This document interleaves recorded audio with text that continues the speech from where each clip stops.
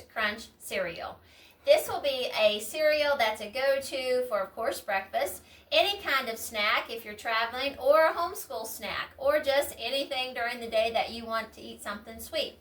It is full of good ingredients and no artificial flavors will be added. The first thing that we're going to need is 2 1/2 cups of flour. We will put everything in the description below. This flour can be all-purpose, or it can be half and half with wheat and all-purpose, whatever you may like. To that, we're going to add some salt and cinnamon, and of course, some pure cane sugar. We are going to mix all this and combine.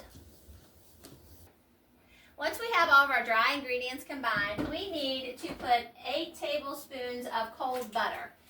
And we have a neat way that we do our butter. You can cut it in chunks if you want, but I have found that a hand grater works wonderful. All you have to do is just, it has to be cold, and you run it up and down, and then you're going to get all this neat little, almost looks like beeswax.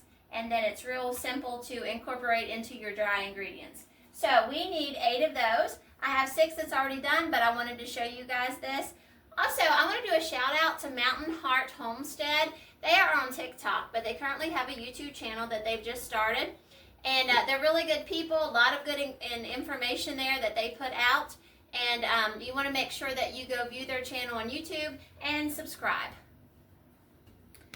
We're going to add our butter just a little bit at a time, and then we're going to incorporate it. I need to grab a fork because what they usually want you to do with this is a food processor or a pastry cutter. I don't have either one, so I've learned that a fork will work just as well. We just have to work a little bit longer.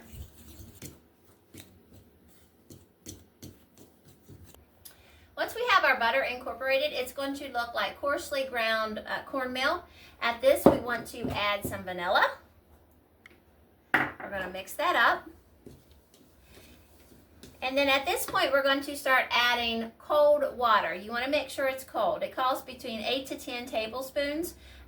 We have also did this cinnamon toast cereal yesterday with sourdough. You want to make sure you check out that video that we've done. We've also done saltine crackers, Ritz crackers, and sourdough crackers. So look at all those videos and see if you can find something on there that your family would like and that will help make your family healthy. So as we're adding water, we want to stir. We do not want to get this too wet because if we do, it's going to be a harassment to roll it out. We're going to end up adding more flour, and then our flavor is going to be off. So we just gradually add. I did have 8 tablespoons of water in here, and as I'm stirring, I keep adding more. I ended up adding about 11 tablespoons of water. As I said, it will vary. It can be between 10 and 12. It may even be a little bit more. Just keep working until your dough is not too wet or too dry. As you can see, I'm pretty well lifting everything, and it's not a sticky dough because we want to be able to roll this out. We ended up putting 11 tablespoons of water into our dough. As you can see, it's not sticky, nor is it dry. When you get ready to do this point of rolling it out, what we do with most of our crackers or cereal, anything that we have that we need 1/8 of an inch thickness, we always put it through our our pasta roller.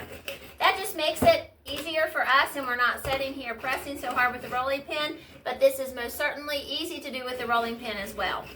If you need to sprinkle a little flour to roll the dough out, that's perfectly fine. Just make sure you don't do so much that it alters the taste of the cereal.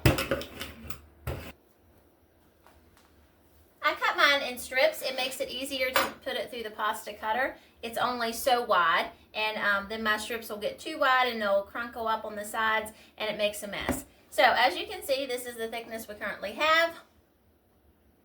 We're going to run it through the pasta maker, and it will thin it down nicely.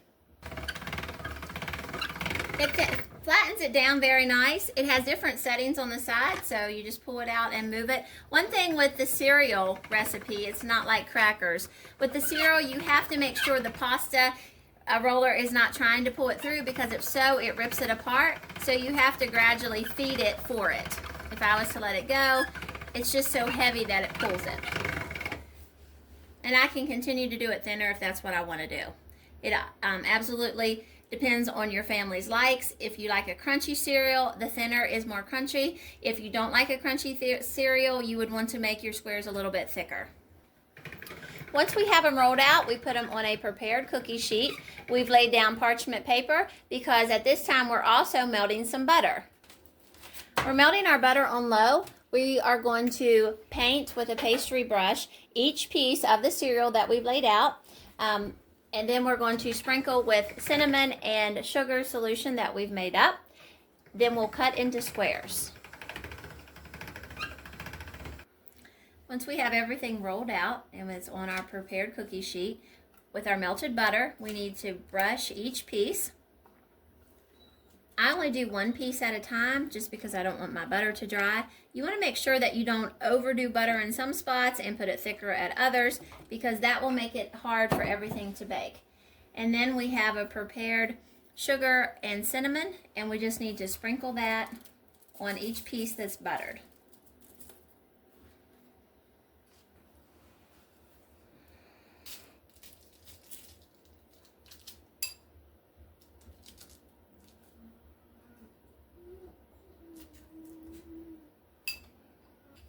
We have everything rolled out. It's all been buttered. Now it's all been dropped with sugar and cinnamon mixture. We have a little bit left over, but that's okay because this cereal is so good that you'll be making it more than one time. After it's laid and everything's got put on it, we need to cut it into squares or whatever desired shapes you want. We use a pizza cutter. You can also use a knife. We're going to bake this at 350 degrees for approximately 5 to 10 minutes. This is a cereal that once we put in, you want to keep a close eye on. You do not want to burn the bottoms. They will burn quicker than what the top will, and you don't want burnt cereal for the bottom. Once you have the cereal cut into the desired shapes that you want, each piece needs to be pulled slightly apart. We have found that it's easier to do this with a knife and then just gently scoot them over than trying to do it with your fingers, because then they end up getting all wadded from the heat of your fingers. We want to use something that's cool. It doesn't have to be put in the freezer or anything like that, just something that doesn't have any body heat to it. And once they're all pulled separate, just with a small space between, we'll get them into the oven. As with any cereal or crackers, you want to make sure that you bake in the middle of your oven. So if you do not have a rack, you need to move it to the center. Bake at 350 degrees for 5 to 10 minutes. We want to keep a close eye on this cereal. We don't want to burn the bottom, so we'll be checking definitely after 5 minutes. If it's not that, we'll keep check it every couple minutes to make sure that they're completed. The cereal came out nice and crispy. The girls have tried it, and they seem to like the sourdough better than this normal way. But a lot of people don't like sourdough, so this is definitely a hit and a keeper. Thanks for watching this video. Subscribe to our YouTube channel and follow along. Have a great day.